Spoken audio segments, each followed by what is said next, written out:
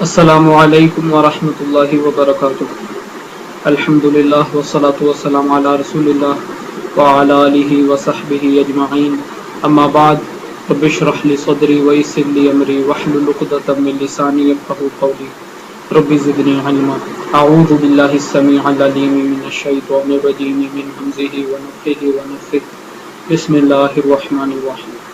ہمارے ہاں لوگوں کے ذہنوں میں یہ غلط فہمی پائی جاتی ہے کہ حدیث 200-300 سال کے بعد لکھی ہے، حالانکہ یہ محض منکرین حدیث کا ایک پروپیگنڈا ہے، اور ہمارے عوام اس پروپیگنڈے سے اس لیے بھی متاثر ہو جاتے ہیں کیونکہ ان کے ذہنوں میں اولین طور پہ کتب ستہ کا خیال وارد ہوتا ہے، کیونکہ کتب ستہ کا لکھنے کا جو ٹائم پیریڈ ہے وہ 200 سے 300 سال کے بیچ کا ہی ہے، اس وجہ سے غالباً وہ اس غلط پروپیگنڈے سے متاثر ہو جاتے ہیں۔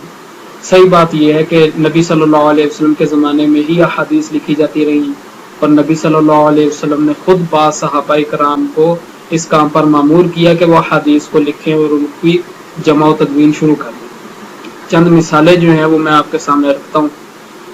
صحیح بخاری کے اندر حضرت علی رضی اللہ عنہ کے صحیفے کا ذکر آتا ہے۔ یہ صحیفہ خاصا طویل تھا اور کم از کم 4 سرکاری دستاویزات کا مجموعہ تھا، یعنی زکوٰۃ، دستور مدینہ، خطبہ حجۃ الوداع، مدینہ منورہ کو حرم قرار دینا، اس میں صدقات، دیت اور قصاص کے مسائل بھی تھے۔ یہ صحیح بخاری کے اندر حدیث نمبر 111 کے اندر اس کا ذکر ملتا ہے۔ اس کے علاوہ صحیح بخاری کے اندر صحیفہ صادقہ، یہ صحیفہ سیدنا عبداللہ بن عمرو بن عاص ان کا لکھا ہوا تھا، اس کا ذکر ملتا ہے۔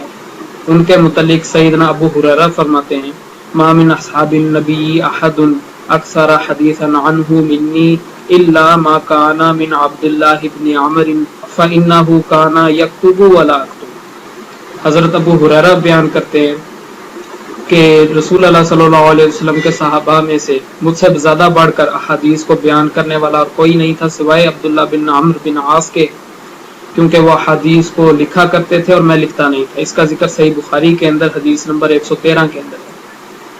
اس کے علاوہ عبداللہ بن عمرو بن عاص جو کچھ نبی صلی اللہ علیہ وسلم سے سنتے تھے اس کو فوراً لکھ لیا کرتے تھے، تو قریش نے ان سے کہا کہ تم ہر بات لکھ لیتے ہو، نبی صلی اللہ علیہ وسلم کبھی غصے کی حالت میں ہوتے ہیں، کبھی وہ خوشی کی حالت میں ہوتے ہیں، تم ہر بات لکھ لیتے ہو۔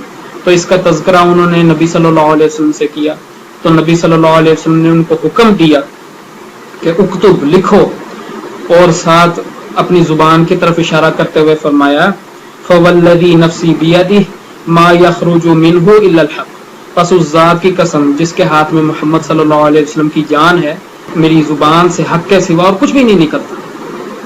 اور اس کا ذکر تو اللہ نے قرآن میں بھی فرما دیا کہ دین کے معاملے میں نبی صلی اللہ علیہ وسلم جب بھی کوئی بات کریں گے تو وہ وحی ہوگی، وما ینطق عن الہوی ان هو الا وحی یوحی۔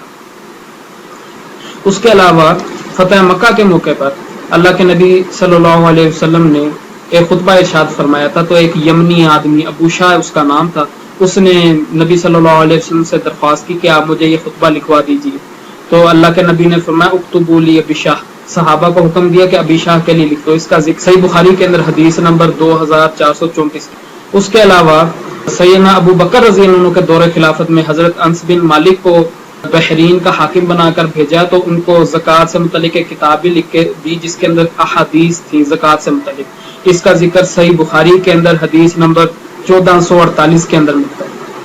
اس کے علاوہ حضرت مغیرہ بن شعبہ رضی اللہ عنہ کو خط و کتابت کے ذریعہ حدیث کی تعلیم دینے کا بہت شوق تھا، لہٰذا انہوں نے حضرت امیر معاویہ رضی اللہ عنہ کو بعض حدیث لکھوا کر بھیجی تھی۔ اس کا ذکر صحیح بخاری کے اندر حدیث نمبر 844 کے اندر۔ اس کے علاوہ زکوٰۃ سے متعلق نبی صلی اللہ علیہ وسلم نے خود کتاب لکھوائی تھی، اس کا ذکر ابو داؤد کے اندر آتا ہے، حدیث نمبر 1568 ہے۔ یہ چند مثالیں ہیں۔ کتب احادیث اور تاریخ کی کتب کے اندر تقریباً 50 سے اوپر صحابہ کرام کے جو صحائف ہیں ان کا ذکر نہیں۔ تو صحیح بات یہ ہے کہ احادیث جو تھی وہ نبی صلی اللہ علیہ وسلم کے زمانے میں ہی ان کی کتابت اور ان کی جمع و تدوین جو تھی وہ شروع ہو چکی۔ اب عام آدمی جو ہے اس کے ذہن میں اکثر یہ سوال پیدا ہوتا ہے کہ جب احادیث صحابہ کے زمانے میں ہی لکھی جانی شروع ہو گئی تھی تو پھر کیا وجہ ہے کہ ان کے کتابیں جو ہیں ان کے مجموعے اتنی دیر سے تیار ہوئے؟ تو اس کے لیے ہم کو احادیث کی جمع و تدوین جو ہے اس کی تاریخ پر ایک نظر ڈالنی ہوگی۔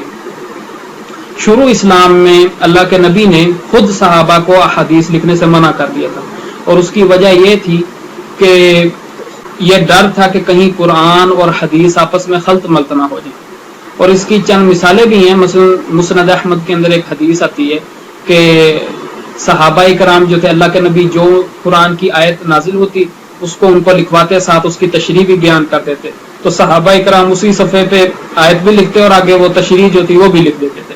تو اللہ کے نبی نے کہا دہراؤ جو میں نے لکھوایا. تو صحابہ نے وہ آیت کے ساتھ تشریح بھی دہرا دی. تب اللہ کے نبی نے فرمایا کہ مجھ سے قرآن کے سوا اور کچھ نہ لکھو، قرآن کو خالص لکھو، اور جس نے قرآن کے علاوہ کچھ لکھا ہے مجھ سے تو اسے وہ مٹا دے. تو وہ ایک وقتی چیز تھی.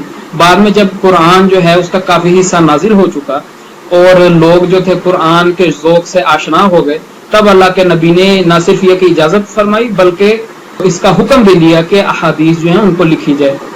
اس کے علاوہ حدیث آتی ہے ابو قبیل حضرت عبداللہ بن عامر بن عاص، ان سے وہ روایت بیان کرتے ہیں کہ وہ بیٹھے نبی صلی اللہ علیہ وسلم کے ارد گرد لکھ رہے تھے، وہ اور دیگر صحابہ کرام. تو کسی نے سوال پوچھا کہ یا رسول اللہ سب سے پہلے قسطنطنیہ فتح ہوگا یا روم فتح ہوگا؟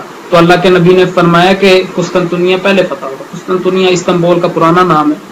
تو یہ چند مثالیں ہیں کتب احادیث میں، اور بھی بے شمار مثالیں اس کی ملتی ہیں. سنن دارمی اور دیگر کتب احادیث کے اندر بے شمار ایسی روایات موجود ہیں جہاں سے یہ ثابت ہوتا ہے کہ اللہ کے نبی نے احادیث جو تھی ان کو لکھوایا تھا.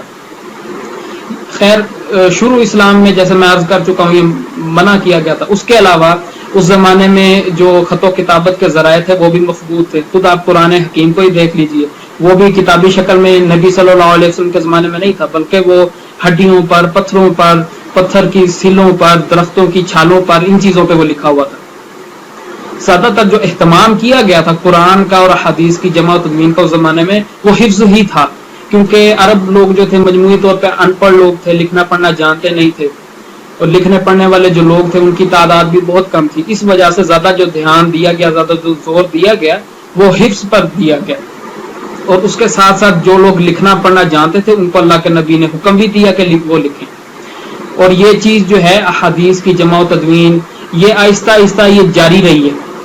خیر زمانہ بیتتا گیا، حضرت ابو بکر کے زمانے میں بھی یہ کام جاری رہا، حضرت عمر رضی اللہ عنہ کے زمانے میں بھی یہ کام جاری رہا، لیکن بہت ہی یہ کام سلو تھا. تو سیدنا عثمان رضی اللہ عنہ کے زمانے میں بہت سے فتنے جو تھے انہوں نے سر اٹھایا. یمن سے ایک یہودی عبداللہ بن سبا نامی وہ مسلمانوں کا بھیسدار آیا عالم اسلام کے اندر. اس نے مسلمانوں کے اندر جو لوگ نئے مسلمان ہوتے تھے، یہ جن لوگوں کا عقیدہ اور ایمان اتنا پختہ نہیں ہوتا تھا، اس کے اندر اس نے غلط پروپیگنڈا اور غلط باتیں جو ہیں وہ داخل کرنا شروع کر دی. حضرت علی کے فضائل کے تعلق سے اس نے جھوٹی باتیں پھیلانا شروع کر دی. اصل میں فتنہ انکار حدیث اور فتنہ وضع الحدیث یہی سے اس کی اصل ہے. تو حضرت علی کے تعلق سے اس نے غلط باتیں پھیلانی شروع کی کہ حضرت علی وسیع ہیں اور خلافت جو تھی وہ حضرت علی کا حق تھا، اور یہ ابو بکر، عمر اور عثمان نے غاصبانہ قبضہ کیا اس پہ، اور حضرت علی نبوت ان کو ملنی چاہیے تھی لیکن جبرائیل نے نبوت محمد صلی اللہ علیہ وسلم کو دے دی. اس طرح کی کفریات، شرکیات اور خرافات اس نے مسلمانوں میں پھیلانا شروع کر دی، اور صحابہ کے تعلق سے بدظن کیا، غلط باتیں پھیلانا شروع کر دی. نتیجتاً اس سبائی گروہ نے بعد میں جا کے سیدنا عثمان جو تھے ان کو بھی شہید کر دیا. اور پھر مسلمانوں کی آپس میں انہوں نے جنگیں کروائی. جنگ جمل ہوئی حضرت عائشہ اور حضرت علی کے مابین، اس کے علاوہ جنگ صفین ہوئی حضرت علی اور حضرت امیر معاویہ کے درمیان. لیکن وہ لوگ چونکہ جنگ چاہتے نہیں تھے، اس وجہ سے حضرت علی نے اپنی طرف سے ثالث مقرر کیا حضرت ابو مساشری کو، اور حضرت امیر معاویہ نے اپنی طرف سے ایک ثالث مقرر کیا حضرت عمرو بن عاص کو، اور یوں دونوں نے ثالثی کر کے بیچ میں صلح کر لی. اس وقت پھر ان کو تکلیف ہوئی تو ان میں سے ایک اور جماعت نکل آئی خوارج، جنہوں نے نعوذ باللہ حضرت علی اور حضرت امیر معاویہ کو کافر بنا دیا، اور ان کے نزدیک ہر وہ آدمی کافر تھا جو ان کی ذہنیت، ان کی سوچ کا نہیں تھا. تو خیر وہ پیدا ہو گئے. اور جب بھی یہ کوئی نیا فرقہ پیدا ہوتا تھا تو وہ اپنے مقاصد کے حصول کے لیے احادیث کو گھڑتا بھی تھا، اور جو احادیث ان کے مطلب کی نہیں ہوتی تھی ان کا وہ انکار بھی کرتا تھا، یا تو تعویلات کرتا تھا یا پھر انکار کر دیتا تھا. مثلا جو رافضی تھے یعنی یہ سبائی ٹولہ، جو احادیث صحابہ کے فضائل کے تعلق سے تھے ان کے یا تو یہ تعویلات کرتے تھے یا انکار کر دیتے تھے اور اپنی طرف سے احادیث گھڑتے تھے. خوارج جو تھے وہ ان احادیث کا انکار کر دیتے تھے جو جن کے اندر اہل بیت کے جو فضائل ہیں اور دیگر صحابہ اکرام کا جو فضائل ہیں وہ بیان ہوتے تھے وہ ان کا انکار کر دیتے تھے، اپنی مطلب کے لے لیتے تھے اور جو ان کے مطلب کی نہیں ہوتی تھی اس کو چھوڑ دیتے تھے۔ پھر خیر زمانہ بیتا اور فتنے پیدا ہوئے، معتزلہ پیدا ہو گئے، یہ لوگ عقل کو بڑی ترجیح دیتے تھے، یہاں تک کہ یہ کہتے تھے کہ اگر قرآن اور حدیث عقل کے خلاف ہو تو عقل کو ترجیح دی جائے گی، حالانکہ قرآن اور حدیث عقل کے خلاف نہیں ہے، یہ ماورائے عقل ہیں۔ ہماری عقلیں جو ہیں وہ محدود ہو سکتی ہیں کہ ان کو سمجھ سکیں، لیکن یہ عقل کے خلاف نہیں ہو سکتا۔ ان کو یہ بات سمجھ میں نہیں آئی، انہوں نے یہ اصول بنا دیا، اور جو حدیثیں ان کے بقول عقل کے خلاف ہوتی تھی ان کا وہ انکار کر دیتے تھے۔ اسی طرح قدریہ پیدا ہو گئے، تقدیر کا انکار کرنے والے، ان کے مقابلے میں جبریہ پیدا ہو گئے، اور روز بروز جو ہیں آئے دن مختلف فرقے پیدا ہوتے گئے۔ پھر ایسے بھی بعض لوگ تھے جو اپنے کاروبار کی ترقی کے لیے بھی احادیث گھڑتے تھے۔ مثلا ایک آدمی تھا، اس نے ایک حدیث گھڑی کہ ہریسہ، وہ ہریسہ بیچا کرتا تھا کہ ہریسہ جو ہے وہ نبی صلی اللہ علیہ وسلم کو بڑا محبوب تھا، تو اس نے اپنے کاروبار کی ترقی کے لیے یہ ایک حدیث گھڑی۔ پھر ایسے بھی لوگ تھے جنہوں نے چند شخصیات کی عقیدت اور محبت میں احادیث گھڑی، اور جن شخصیات سے ان کو حسد بغض اور عداوت تھی ان کو رد کرنے پر بھی انہوں نے احادیث گھڑی۔ مثلا ہمارے حنفی بھائیوں نے حدیث گھڑی امام ابو حنیفہ کے فضیلت کے تعلق سے کہ یہ اس امت کے چراغ ہیں، اور امام شافعی کے رد کرنے کے لیے انہوں نے حدیث گھڑی کہ امام شافعی جو ہیں وہ اللہ کے نبی نے فرمایا کہ اس امت میں ایک آدمی محمد بن ادریس نامی پیدا ہوگا، وہ ابلیس سے بھی زیادہ میری امت کے لیے ضرر رسا ہوگا۔ امام شافعی کا نام محمد بن ادریس تھا، ان کے خلاف یہ حدیث گھڑی۔ اس کے علاوہ ایسے لوگ بھی تھے جو عبادت گزار اور عابد زاہد ایسے تھے، اور ان لوگوں نے بھی احادیث گھڑی، لوگوں کو دنیا سے بے رغبتی کے لیے، لوگوں کو چھوٹی چھوٹی جو نیکیاں ہیں ان کے بڑھا چڑھا کے انہوں نے فضائل بیان کیے، نفل عبادات کے بڑھا چڑھا کے فضائل بیان کیے، جس طرح ہمارے ہاں آج بھی ہوتا ہے۔ تبلیغی جماعت کو آپ دیکھ لیں کہ چھوٹی چھوٹی جو نیکیاں ہیں ان کے بڑھا چڑھا کے فضائل بیان کریں گے تاکہ لوگ جو ہیں دین کی طرف ان کی رغبت ہو۔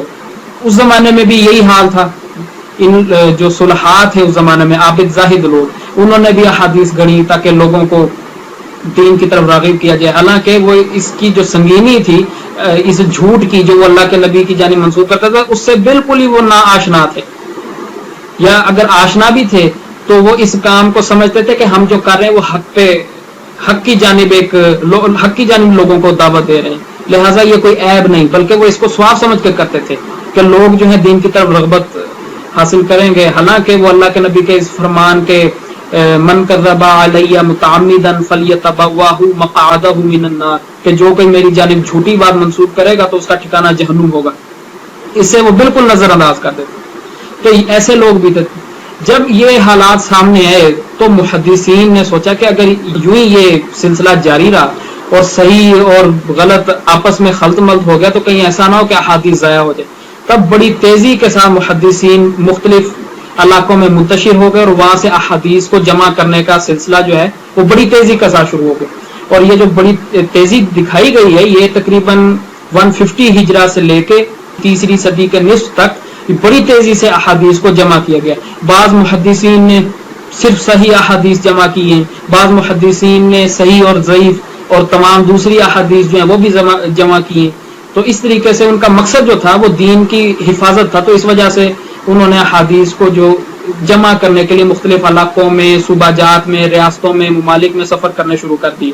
بعض لوگ یہ پوچھتے ہیں کہ محدثین نے ضعیف احادیث کیوں لکھی، تو اصل مقصد ان کا جو تھا وہ یہی تھا کہ دین کی حفاظت ہو جائے، اور وہ جب کوئی روایت سند کے ساتھ بیان کر دیتے تھے تو اپنے آپ کو بری ذمہ سمجھتے تھے، وہ سمجھتے تھے کہ ہم نے احادیث کا سند بیان کر دیے، اب جو ذوف سند میں یا متن میں ہے وہ بعد کے لوگ دیکھتے رہیں گے، ہم لوگوں نے سند بیان کر کے تو حق ادا کر دیا، وہ یہ سمجھتے تھے۔ تو احادیث جو ہیں یہ الحمدللہ آج بھی محفوظ ہیں، اور انشاءاللہ جب تک قرآن اس آسمان دنیا کے نیچے رہے گا احادیث بھی رہیں گی، کیونکہ احادیث جو ہیں وہ قرآن حکیم کی توضیح و تشریح ہے، ان کے بغیر ہم قرآن حکیم کو سمجھ نہیں سکتے۔ قرآن حکیم کے اندر اجمال ہے، بہت سی آیات ہیں ان کا مفہوم واضح نہیں ہے، مثلا اللہ نے فرمایا اقیموا الصلاۃ وآتوا الزکاۃ، نماز کا طریقہ قرآن میں موجود نہیں، حدیث میں ہے۔ زکوٰۃ کا کیا نصاب ہے، کن چیزوں پہ زکوٰۃ لگتی ہے، کن چیزوں پہ زکوٰۃ نہیں لگتی، ان کا سارا نصاب جو ہے وہ احادیث میں ہے۔ لہٰذا جب تک قرآن میں محفوظ رہے گا، موجود رہے گا آسمان دنیا کے نیچے، اس وقت تک احادیث جو ہیں وہ بھی موجود رہیں گی. اور اللہ تعالیٰ نے قرآن میں فرمایا اِنَّا نَحْنُ نَزَّلْنَا الذِّكْرَ وَإِنَّا لَهُ لَحَافِظُونَ، کہ ہم نے الذکر کو نازل کیا ہے اور ہمارے ہی ذمہ اس کی حفاظت کرنا بھی ہے. تو یہاں پہ اللہ نے یہ نہیں کہا کہ اس کو اکثر لوگ قرآن کی حفاظت کے ضمن میں پیش کرتے ہیں. یہ بات بھی ٹھیک ہے، قرآن بھی اس میں آ جاتا ہے، لیکن یہاں پہ جو لفظ آیا ہے وہ ہے الذکر. ذکر کا مطلب ہوتا ہے یاد دہانی، نصیحت. قرآن نصیحت بن ہی اس وقت سکتا ہے جب یہ اپنے مجمل احکام کی تفصیل بیان کرے، اور مجمل احکام کی تفصیل جو ہے وہ احادیث میں ہے.